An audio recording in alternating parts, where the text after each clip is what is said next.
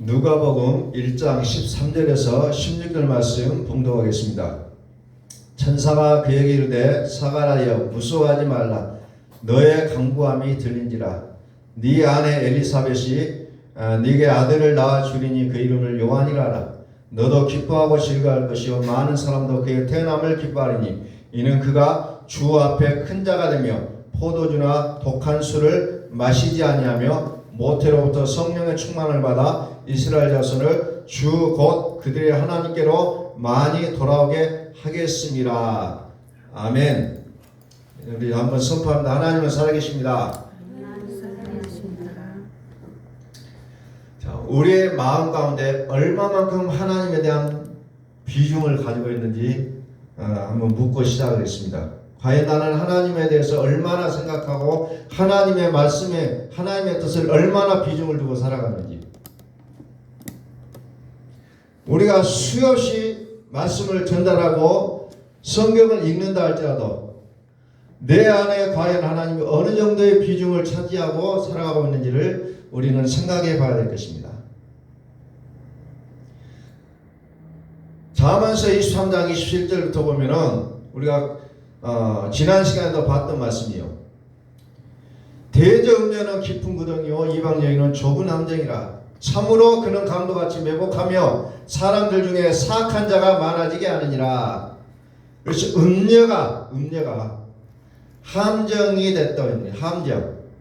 이 음녀가 매복하고 있다는 겁니다. 매복한 것은 숨어 있다는 거죠. 숨어 있어서 기회를 엿보고 있다는 거죠. 그러면서 많은 사람들이 어째요? 사악한 자가 되게 한다는 거죠. 이거의 음녀가 바라는 일이라는 겁니다. 그러면서 29절에서 뭐라고 합니까? 재앙이 네게 있느냐? 근심이 네게 있느냐? 분쟁이 네게 있느냐? 원망이 네게 있느냐? 까닭없는 상처가 네게 있느냐? 붉은 눈이 네게 있느냐?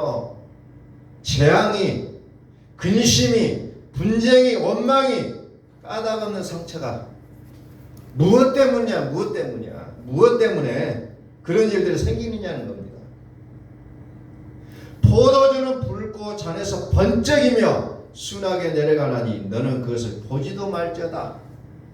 어떻게 합니까? 이제는 포도주를 보지도 말라. 왜 그러느냐? 그것이 마침내 뱀같이 물 것이요 독사같이 쏠 것이며 매복에 있다가 기회다 싶을 때 물어버린다는 겁니다. 우리에게 재앙이 오느냐? 하나님 왜 이러십니까가 아니라 이 재앙이 하나님 왜 이러십니까 아니라 뭐 때문에? 내가 술을 마셨기 때문이라는 겁니다. 내가 술을 마셨기 때문에 내가 술을 마셔서 뇌가 정상 작동하지 못하고 내 눈이 바르게 뜨지 못하고 붉게 충혈되어 있고 그런 상처가 있기 때문에 내 삶에서 상처가 있게 된다는 것을 성경은 이렇게 말씀하고 있는데 우리는 이것을 얼마만큼 우리의 마음속에 믿고 있는지를 우리는 되돌아볼 수 있기를 소원합니다. 네 눈에는 그래서 뭐가 합니까? 괴이한 것이 보이고 네 마음은 구부러진 말을 하고 말만 해도 삐딱한 말만 한다는 거죠. 상처 입히는 말, 긁어 부스럼을 만드는 말만 하게 되어 있다는 거죠. 그게 뭐 때문에? 술 때문에 그런 겁니다. 네가 스스로 말하기를 사람이 나를 때려도 나는 아프지 아니하고 나는 나를 상하게 하여도 내게 감각이 없도다. 술 먹은 자의 모습을 그대로 얘기하면서 나는 괜찮다고 얘기하고 있다는 겁니다. 괜찮을 일이 없잖아요. 넘어져서 엎어져서 상처가 났는데 나는 괜찮다고 툴툴 일어나요. 그러나 그의 몸은 멍이 들고 피가 나고 뼈가 부러지는 모습을 하고 있으면서도 나는 괜찮다고 얘기하고 있다는 겁니다. 율법적인 행위를 끊임없이 나를 자랑하며 나는 이만큼 했다. 나는 이만큼. 우리는 매 순간순간마다 내 속에 들포도가 있음을 우리는 알아내야 된다는 겁니다. 담이 허물어지는 것을 감당하고 참지 말고 내 속에 독주가 있으면 그것을 처리해야지. 나는 괜찮습니다.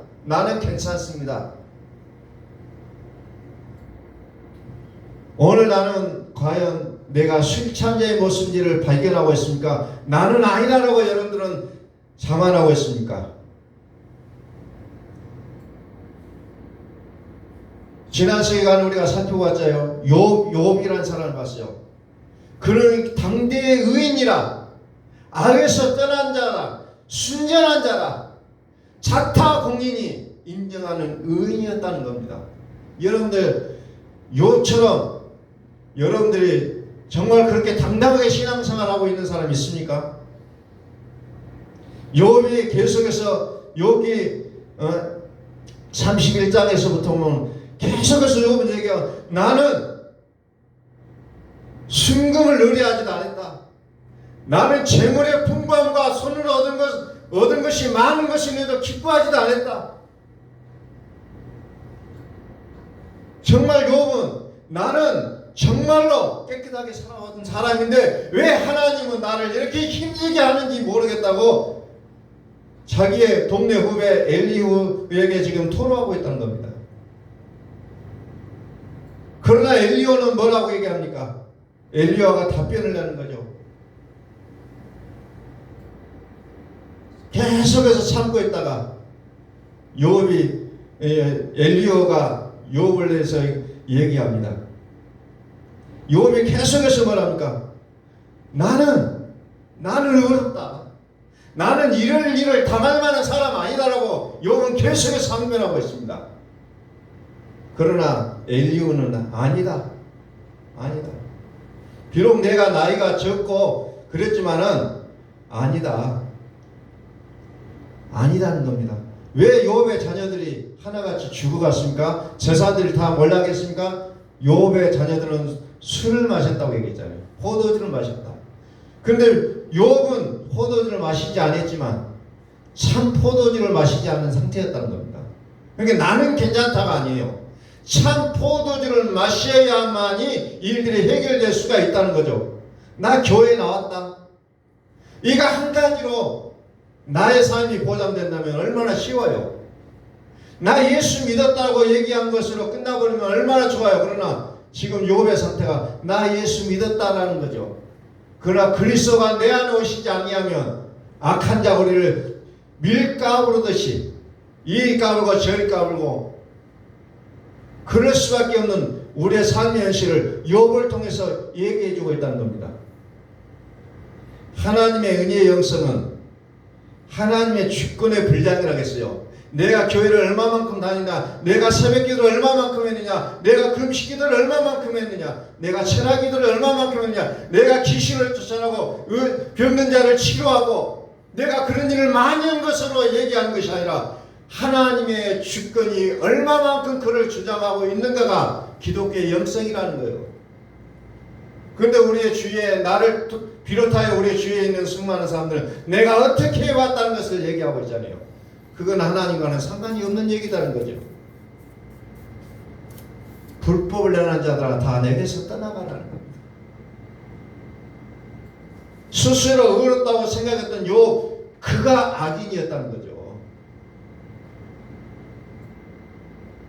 나는 죄를 짓지 않았어. 나는 생각도 죄를 범하지 않고 눈 하나도 허튼 눈을 뜬 적도 없었다고 얘기하고 있잖아요. 그러면서 나는 잘 살았는데 불구하고 저 죄인들과 똑같으니 나는 억울하다는 거 지금 욥이 계속해서 항변하고 있는 것이 욥기서에 보면 쭉 기록이 되어 있습니다. 율법의 의인은 자기를 세웁니다. 그러나 복음의 의인은 어때요? 나는 없어지고 하나님의 이름이 나온다는 겁니다. 이것이 하나님이 원하시는 신앙의 길이 다르다는 겁니다. 계속해서 율법은 행위를 강조하고 있어요. 행위를 강조하면서 나라는 것을 올려놓았다는 거죠. 하나님의 의, 욥의 의는 그렇게 당대의 의인이었고 순전하고 악에서 떠난 자였지만 하나님의 의와는 상관이 없는 의였다는 거죠. 그래서 욥이 회개할 수밖에 없고 자기 몸이 깨진 상태에서 무엇을 하니까 대성물을 바라보게 됐다는 거죠. 우리는 참 믿음을 가지셔야 된다는 거죠. 회막문으로 들어갈 때 포도주와 독주를 끊어야 들어갈 수 있다고 했잖아요. 그렇지 않으면 죽는다고 했잖아요. 젖과 꿀이 흐르는 가나안 땅은 어떤 곳입니까? 내가 사는 것이 아니고 누가 사는 것입니까? 하나님이 사시는 것이었어요. 여호수아가 아이성, 그 조그마한 아이성을 무너뜨릴 때 자기의 용맹과 지략으로 그 성을 무너뜨리려고 나아가게 될 때 큰 군대 장관이 그의 앞길을 가로막습니다. 큰 차를 차고 나타나서 네 발에 신고 있는 네 신발을 벗으라고 얘기합니다. 너의 경력, 너의 능력, 너의 지략으로 여리고성을 무너뜨리는 것이 아니다. 오직 여호와의 이름으로 가능하다는 것을 그 군대 장관 그것을 얘기해주고 있다는 겁니다. 로마서 8장은 하나님의 영으로 인도함을 받은 자라야 하나님의 아들이라고 얘기하고 있습니다. 과연 우리는 하나님의 인도함을 받는 것인가? 아니면 술의 인도를 받으며 살아가고 있는가를 우리는 철저하게 내다보셔야 된다는 겁니다. 아직도 나의 고집이 강하게 작용하고 있다면 아직도 나는 술 취한 자의 모습이라는 겁니다. 욥기서는 욥처럼 훌륭하게 살아도 당한다는 것을 우리에게 가르쳐주고 있는 거예요. 그런데도 불구하고 욥의 신앙을 본받으시다. 우리는 그렇게 할 수 있습니까? 욥처럼 살아도 당할 수밖에 없다는 것을 적나라하게 보여주고 있는 것이 욥기서입니다. 신앙생활을 잘 하려면 지금까지 나의 생각, 나의 어떤 의견, 나의 어떤 것을 버리셔야 된다는 겁니다. 그리고 어떻게 해야 됩니까? 새 술에 취해야 된다는 겁니다. 아무리 포도주를 끊었어도 새 술에 취하지 않으면 나는 당할 수밖에 없다는 거예요. 독주는 음녀를 상징하고 있어요. 음녀는 누굽니까? 천하를 깨는 자예요. 매복하고 있다고 했잖아요. 유기농을 찾는 자는 누구입니까? 이 음식이 나에게 해를 주기 때문에 유기농을 찾는다는 겁니다. 그런데도 불구하고 이 해를 주고 있는 것을 여전히 붙잡고 있으면서 유기농을 찾는 사람은 없다는 거예요. 그래서 못생긴 열매도 그것을 비싼 돈을 주고도 사 먹을 수밖에 없는 게 건강을 아는 자의 모습이라는 겁니다. 그래서 유기농의 그 제품이 비싸요. 그러면서도 뭐 때깔이 좋은 것도 아니에요. 그들은 오직 하나요, 건강이라는 거죠. 참 복음을 듣기를 원한 자의 생각은 뭡니까? 세상에 어떤 것들이 좋아 보일지라도 그것을 무시하고 오직 하나님을 붙잡는 자의 모습이라는 겁니다. 복음이 무엇인지를 아는 자는 그동안의 신앙생활이 얼마나 자기가 철저하게 지켜왔을지라도 그 화려한 그런 경력을 가졌을지라도 배설물로 여길 수밖에 없다는 겁니다. 사도 바울은 정말로 존경받는 사람이었잖아요. 박사였고 율법 중에 율법의 그 핵심을 가지고 있는 사람이었어요. 정말 그 당시에 영향력을 행사하는 최고의 엘리트 중에 한 사람이었다는 겁니다. 그러나 그가 율법이 아니란 것을 아는 순간에 배설물로 여겼다는 겁니다. 배설물로. 이제 더 이상 이 더러운 것을 가까이 할 수가 없는데도 불구하고 우리는 옛날 것을 다시 끌어안으려고 하는 우리의 본성이, 우리는 그것을 본성을 지워야 된다는 겁니다. 내가 술 취한 자거나 인정하지 않으면 우리는 복음으로 들어갈 수가 없습니다. 술을 끊고 새 술에 취해야 된다는 겁니다. 욥은 어떤 사람이었습니까? 자녀들이 포도주를 마시는 것을 보고 그들의 죄를 씻어주기 위해서 번제를 드려줬다는 겁니다. 그래서 그들의 죄는 우리가 인정할 수 있지만 욥이라는 사람은 포도주를 끊었어요. 그럼 죄가 없냐? 아니죠. 욥은 포도주를 끊었지만 아직 참 포도주를 만나기 전이라는 겁니다.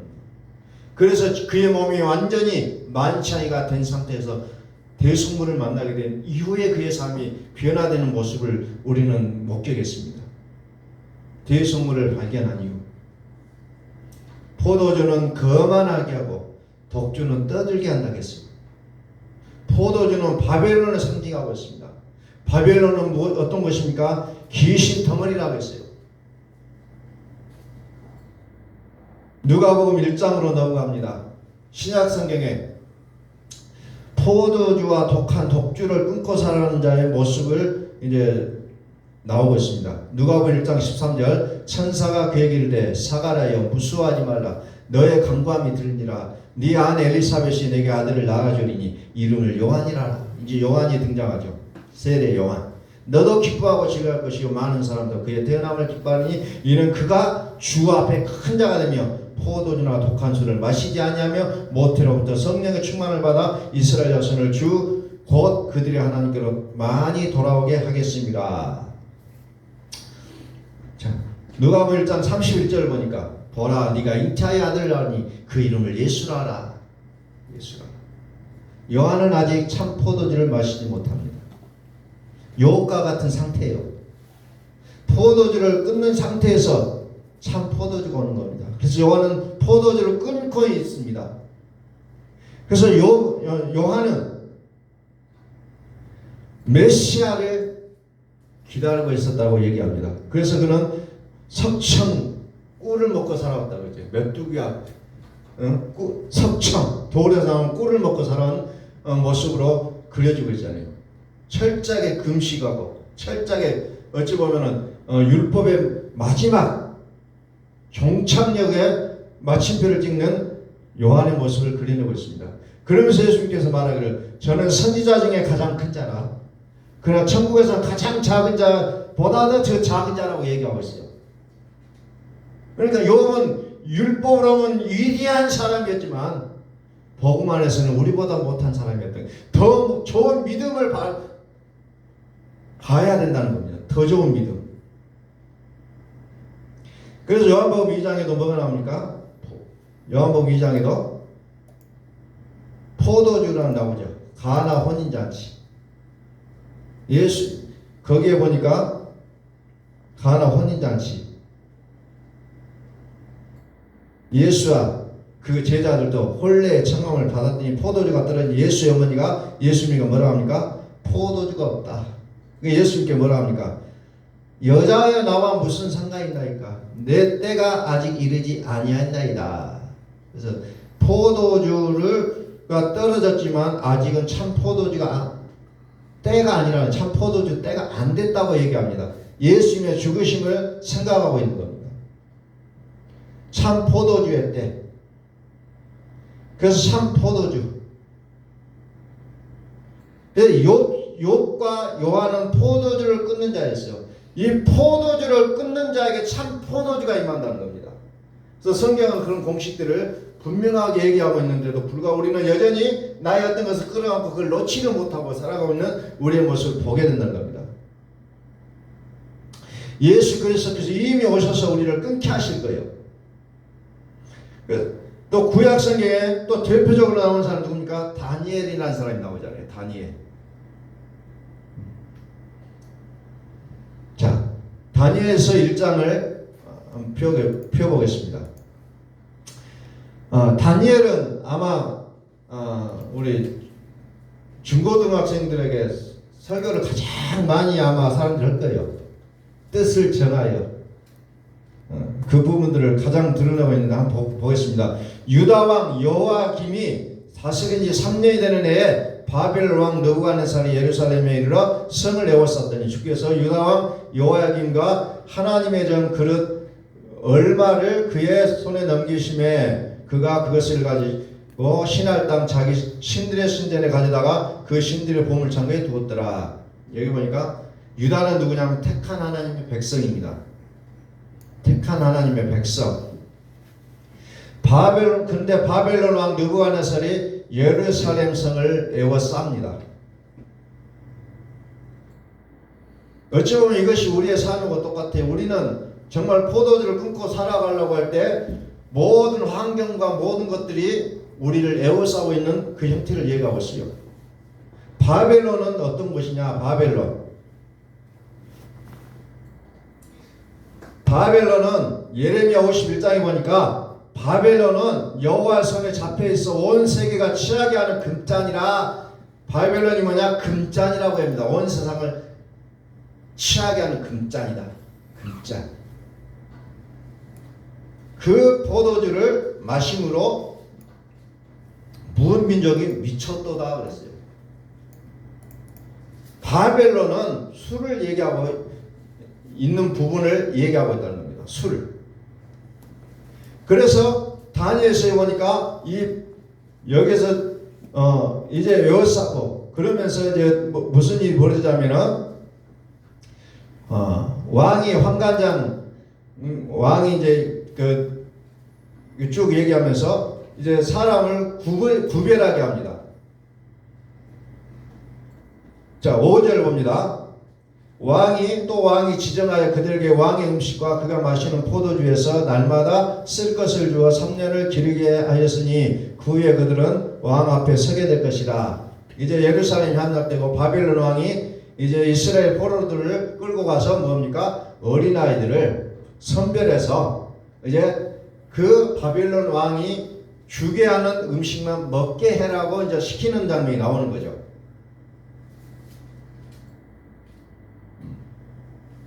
다시 말해서 하나님의 사람들에게 환경을 통하여서 옥죄어가고 있는 그 모습을 이제 보여주고 있는 겁니다. 8절. 그래서 어떻게 합니까? 왕은 그렇게 명령을 했어요. 그런데 다니엘은 무엇을 합니까? 뜻을 정하여 왕의 음식과 그가 마시는 포도주로 자기를 더럽히지 아니하리라 하고 자기를 더럽히지 아니하도록 환관장에게 구하니 그랬죠. 선언합니다. 나는 하나님께서 먹게 하는 그 음식만을 먹겠다. 선언하고 있는 겁니다. 그러면서 나를 더럽히지 않겠다. 그리고 고백합니다. 환관장에게. 나는 이렇게 하겠습니다.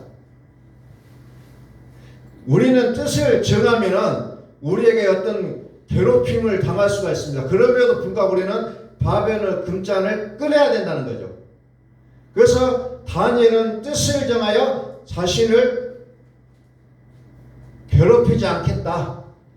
그러면서 9절을 봅니다. 하나님이 다니엘로 하여금 환관장의 은혜와 공의를 얻게 하신지라. 환관장이 다니엘에게 이르되 내가 내 주 왕을 두려워하노라. 그가 너희 먹을 것과 너희 마실 것을 지정하셨거늘 너희 얼굴이 초췌하여 같은 또래의 소년들만 못한 것을 그가 보게 할 것이 무엇이냐. 그렇게 되면 너희 때문에 내 머리가 왕 앞에서 이토록 되리라 하니라.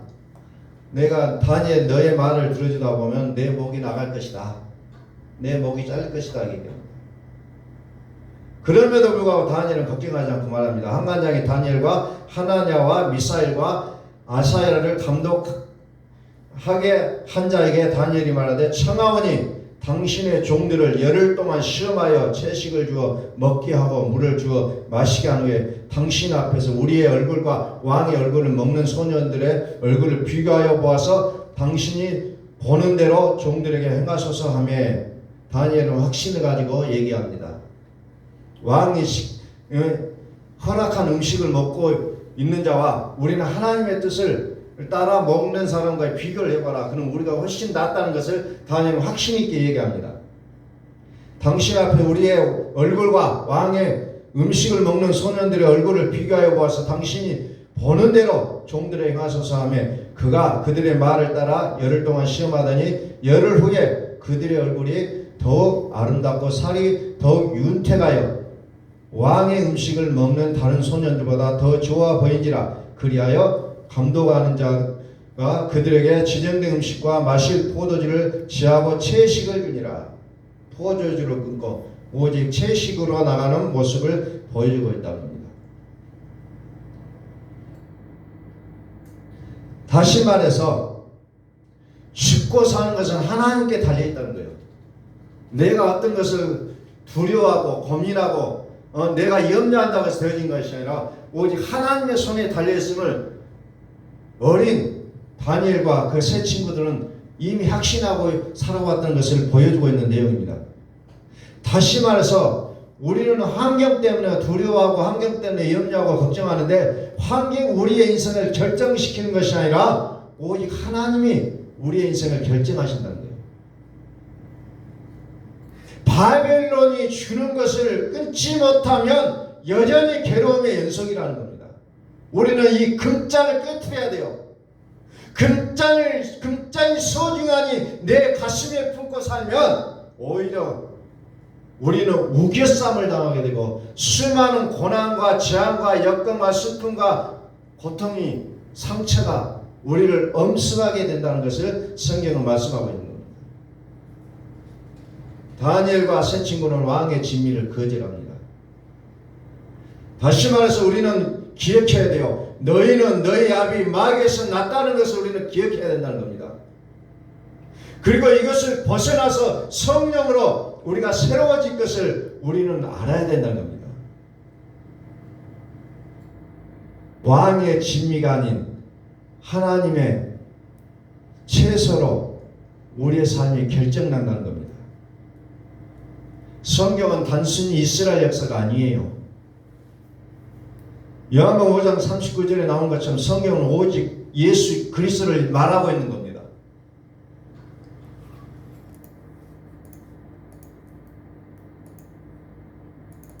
다니엘을 통해서 우리에게 가르쳐주는 건 뭡니까?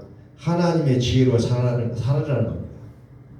하나님이 주시는 채식과 하나님 주시는 물을 마시라는 겁니다.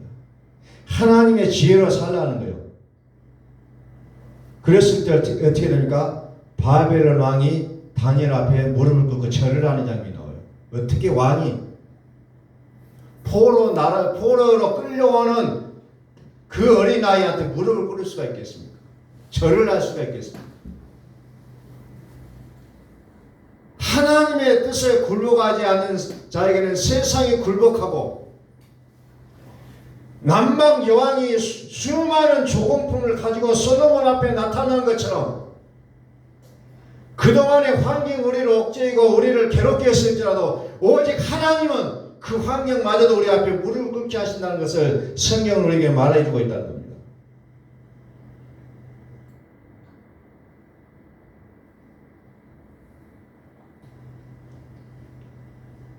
자, 그리고 다니엘서 2장으로 또 좀 가겠습니다. 다니엘서를 이제 자세히 볼 수도 있지만 좀 중요한 부분만 보면서 넘어가겠습니다.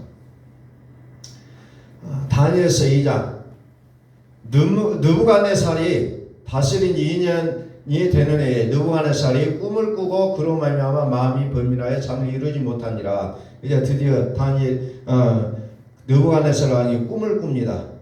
근데 그 꿈을 꿨는데 일어나서 보니까 도무지 무슨 꿈을 꿨는지 모르는데 마음이 그냥 굉장히 이제 복잡해져 버려요.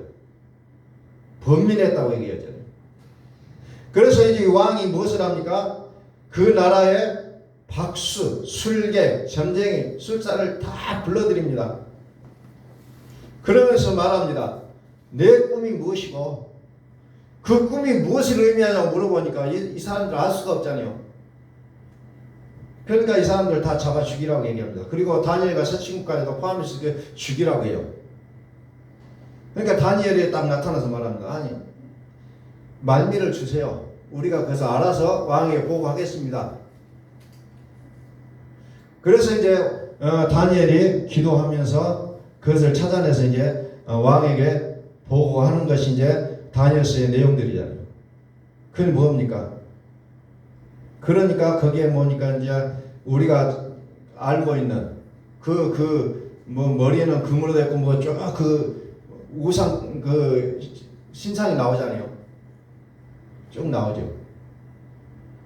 자, 2장 11절 봅니다.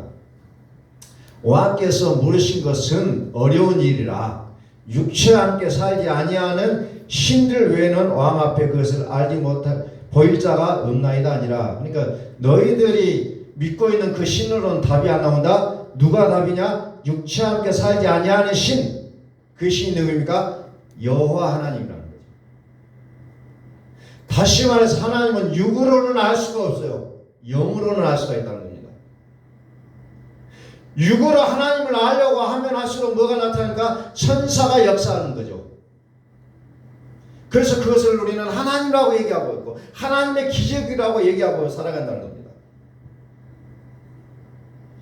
우리가 육으로 하나님을 알려고 하니까 어떻습니까? 은사도 받고 기적도 행하고 많은 일들을 행하지만 여전히 우리를 어떻게 합니까? 환경으로 우리를 묶어가고 있다는, 묶인다는 거죠. 꼼짝 못하게 만들어가고 있다. 환경으로 애월싸움을 당하는 그 인생을 살아갈 수밖에 없다는 겁니다. 12절 왕이 이로 말미암아 진노하고 통분하여 바벨론 모든 지혜자들을 다 죽이라 명령하니라. 왕의 명령이 내리며 지혜자들을 죽게 되었고 다니엘과 그의 친구들도 죽이려고 찾았더라. 그래서 술수와 술객들 박수들 이것들 다 죽여버립니다. 그리고 마지막에 다니엘과 그 친구들이 남았다고 얘기했잖아요. 위기가 온다는 겁니다.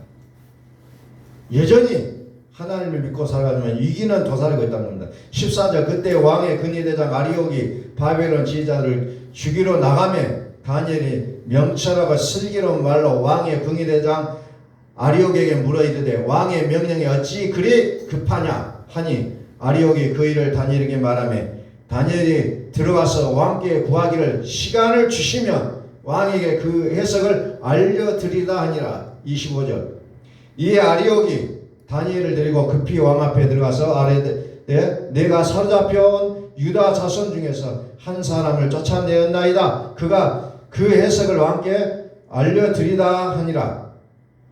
왕이 대답하여 벨드사살이라 이름한 다니엘에게 이르되 내가 꾼 꿈과 그 해석을 능히 내게 알게 하겠느냐 하니 다니엘이 왕 앞에 대답하여 이르되 왕이 물으신 바 은밀한 것은 지혜자나 술객이나 박수나 점쟁이가 능히 왕께 보일 수 없으되 오직 은밀한 것을 나타내실 이는 하늘에 계신 하나님이시라. 그가 느부갓네살 왕의 후일에 될 일을 알게 하였나니 왕의 꿈 곧 왕이 침상에서 머릿속으로 받은 환상은 이러하니라 하면서 왕이야 쭉 얘기하잖아요.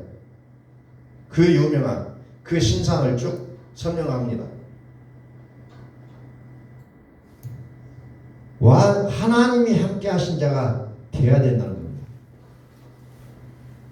46절 이에 느부갓네살 왕이 엎드려 다니엘에게 절하고 명하여 예물과 향품을 그에게 주게 하니라.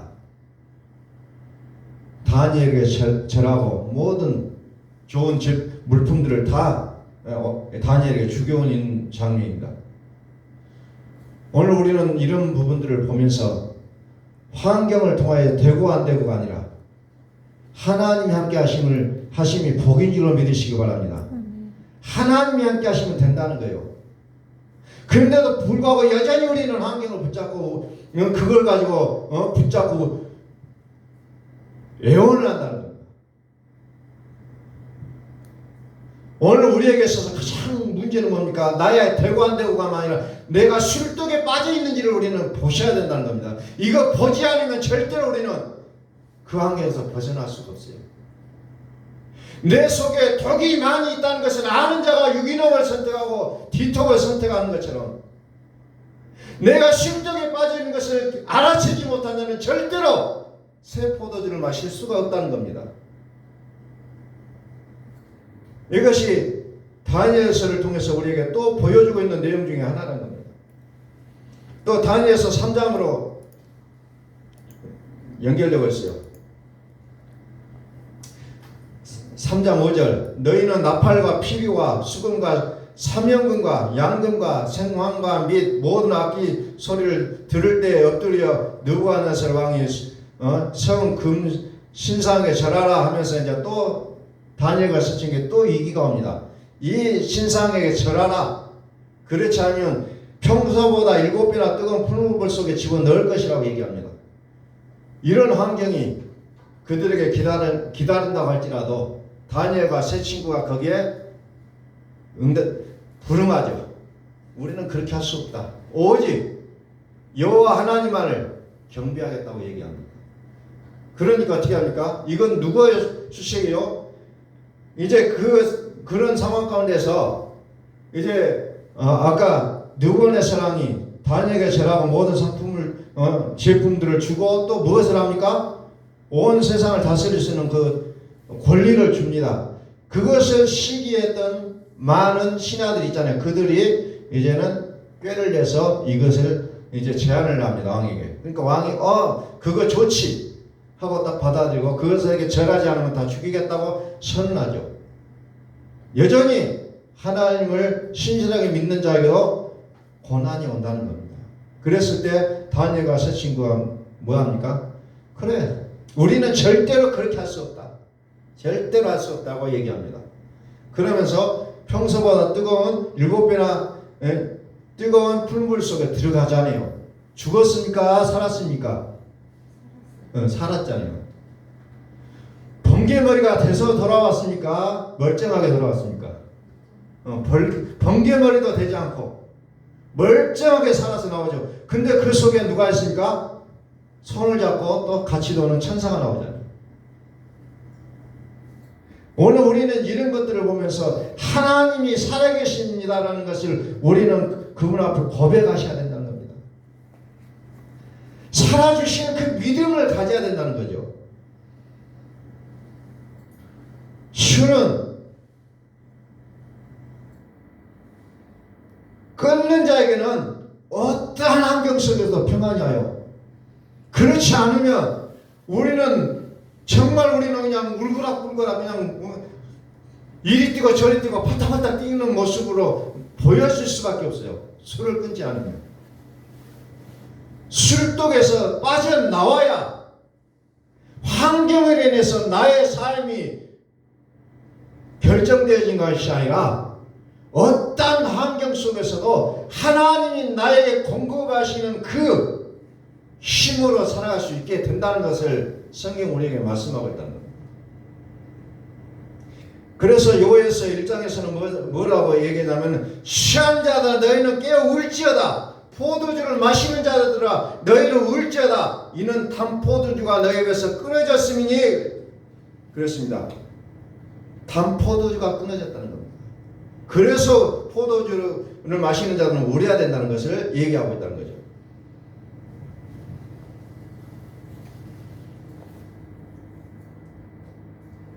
스가랴서 8장 자 12절 곧 평강의 씨앗을 얻을 것이라 포도나무가 열매를 맺으며 땅이 산물을 내며 하늘은 이슬을 내리더니 내가 이 남은 백성으로 이 모든 것을 누리게 하리라. 유다 족속아 이스라엘 족속아 너희가 이방 가운데서 저주가 되었으나 이제는 내가 너희를 구원하여 너희가 복이 되게 하리니 두려워하지 말지니라. 손을 경고해야 할지니라. 이제 내가 다시 예루살렘과 유다 족속에게 은혜를 베푸기로 뜻하였나니 너희는 두려워하지 말지니라. 내가 행할 일은 이러하니라. 너희는 이웃과 더불어 진리를 말하며 너희 성문에서 진실하고 평안한 재판을 베풀고 마음에 서로 해하기를 동하지 말며 거짓 맹세를 하지 말라. 이는 이 모든 일은 내가 미워하는 것이니라. 여호와의 말이니라. 만군의 여호와가 이와 같이 말하노라. 그 날에는 말이 다른 이방 백성 10명이 유다 사람 하나의 옷자락을 잡을 것이라. 곧 잡고 말하기를 하나님이 너희와 함께 하심을 들으나니 우리가 너희와 함께 가려 하리라 하시니라. 이제 그동안에는 멸시했던 사람일지라도 하나님의 사람을 이제 열방 사람들 붙잡고 나 좀 살려달라 나를 가르쳐주라고 붙잡고 애원하는 그때가 온다는 것을 성경은 얘기하고 있다는 겁니다. 지금 현재 내가 좀 외로운 것 같고 힘든 것 같고 그것만 보지 마시고 이제 하나님께서 우리에게 펼쳐질 나의 미래를 나를 향하신 그 비전을 보시라는 거예요. 슈리라는 게 도대체 뭡니까? 바빌론이 화려하게 차려놓은 바빌론이 화려하게 차려놓은 산의 진미의 음식을 얘기하고 있는 거예요. 바벨론에서 우리에게 먹을 것을 주면서 꼬시는 그 꼬임에 넘어가지 말고 오직 이것을 끊어버리고 새 술에 취하라는 겁니다. 새 술에 취하라.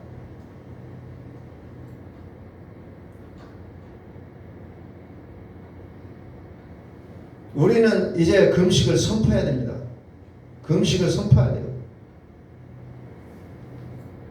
어떤 미움, 시기, 다툼이 있어도 우리는 그것을 끊어내야 돼요. 그것은 금식을 통해서만 가능한 겁니다. 세상의 것으로 나의 삶을 부유하게 하려고 하면 반드시 우리에게는 그 일들이 벌어질 수밖에 없다는 거예요. 유다 사람 한 사람이 옷자락을 붙잡고 우리를 살려달라고, 우리에게 가르쳐주라고 이제 달라드는 사람들이 오게 돼 있다는 겁니다. 그래서 우리는 철저하게 금식을 선포하라는 거예요.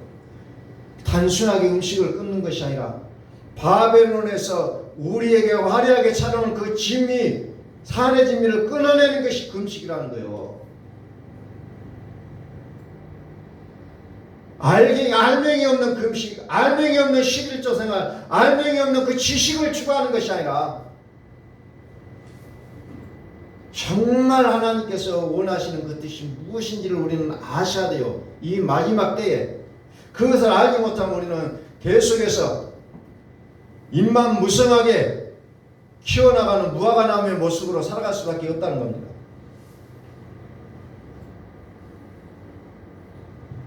그래서 우리는 새 포도주는 새 부대에 담으라고 하는 것처럼 오늘 우리의 마음을 찢어 회개하면서 이제 새 포도주를 우리에게 담으셔야 된다는 겁니다. 그래야만 우리가 살아갈 수가 있는 것을 우리는 기억하셔야 된다는 거죠.